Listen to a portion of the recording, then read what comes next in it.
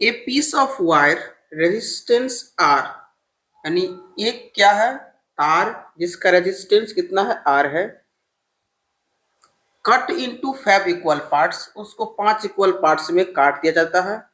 This parts are then connected in parallel, और सभी 5 टुकड़े को पैरेलल में कनेक्ट कर दिया जाता है। If the equivalent resistance of this combination is R1, जब उसको पैरेलल में कनेक्ट किया जाता है तो उसका इक्विवेलेंट रेजिस्टेंस R1 आ जाता है। Then the ratio of R by R1 कितना होगा, ये आपसे पूछ रहा है। आइए इसे सॉल्व कर देते हैं। उससे पहले अगर आप हमारे चैनल पर पहली बार विजिट कर रहे हैं तो इसे सब्सक्राइब करके दोस्तों में शेयर भी कर देंगे। लिखेंगे सॉल्व, थोड़ा सा लैंग्वेज लिखना पड़ेगा। दी रेजिस्टेंस ऑफ ईच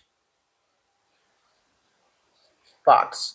अब प्रत्येक पार्ट्स का तो कुछ रेजिस्टेंस होगा। तो देखिए 5 पार्ट्स है, फर्स्ट पार्ट R1 कहलाएगा, फिर R2 कहलाएगा, R3 होगा, R4 होगा और R5 होगा। अब आप प्रश्न में देख रहे थे कि उसका रेजिस्टेंस कितना दिया हुआ था, R। अब R को 5 इक्वल पार्ट्स में बांटने के लिए 5 से हमको डिवाइड करना पड़ेगा। तो प्रथम वाले का R/5, अब कह रहा है कि वो इक्वल है, तो इसका R/5 तो इसका भी हो जाएगा R/5, इसका भी R/5, ये भी R/5 और ये भी R/5। अब कह रहा है कि कनेक्ट करना है इनको क्या चीज में, तो पैरेलल में। तो पैरेलल का फॉर्मूला आप लोग जानते होंगे, हो जाएगा all the 5 parts are connected in parallel. तो पैरेलल का फॉर्मूला सारे बच्चे जानते होंगे, 1/R equal to 1/R1, 1/R2, 1/R3, 1/R4, 1/R5। अब टोटल वैल्यू आपके पास पता है, R1 का वैल्यू ये हो गया, R2 का वैल्यू ये, टोटल वैल्यू सेम है चूंकि इक्वल पार्ट्स में कट किया था। अब हमारा यहां से हो जाएगा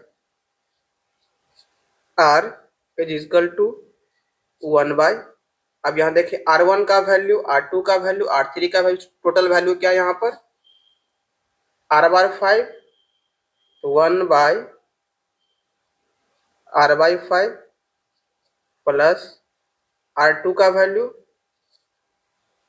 R/5, R3 चूंकि इक्वल पार्ट्स था R/5,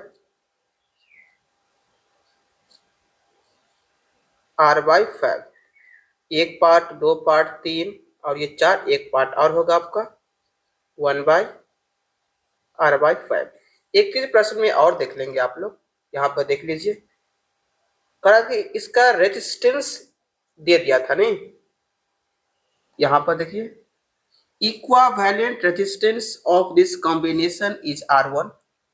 इक्विवेलेंट कॉम्बिनेशन ये आपका होता है ये वाला, ये आपको कितना दे दिया हुआ, चाहे तो यहाँ पर आप लिख भी सकते हैं।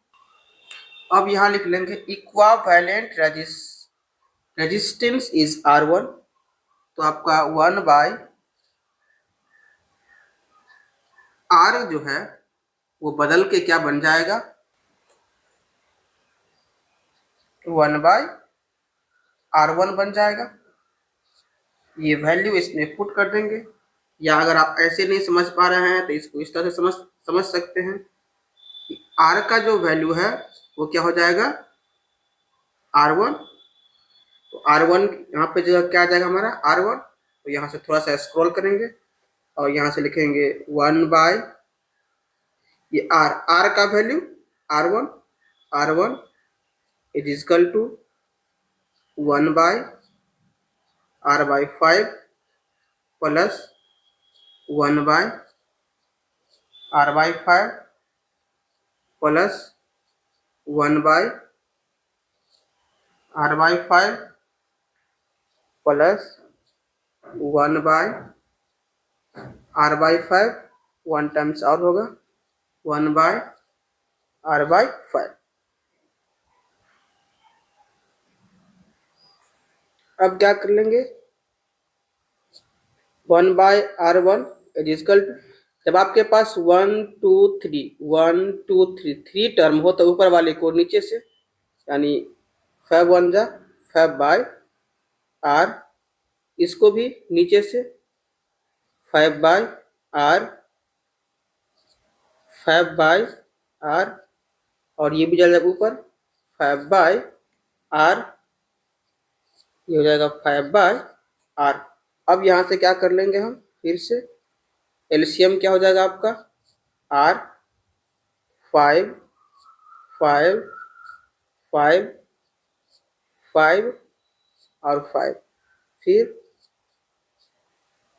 1/r1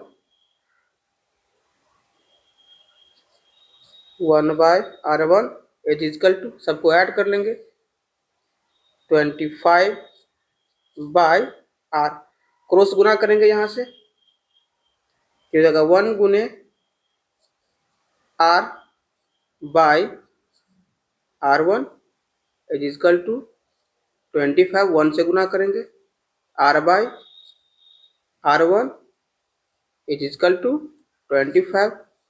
आ जाएंगे एक बार फिर से प्रश्न की तरफ। देखिए हमें जो वैल्यू पूछ रहा था कि बताने के लिए क्या, r/r1 का वैल्यू बताने के लिए, ये वैल्यू r/r1 यहाँ देख रहे हैं, r/r1 का वैल्यू कितना आ गया है 25। तो आपको कैसा लगा ये प्रश्न जरूर हमें बताएंगे।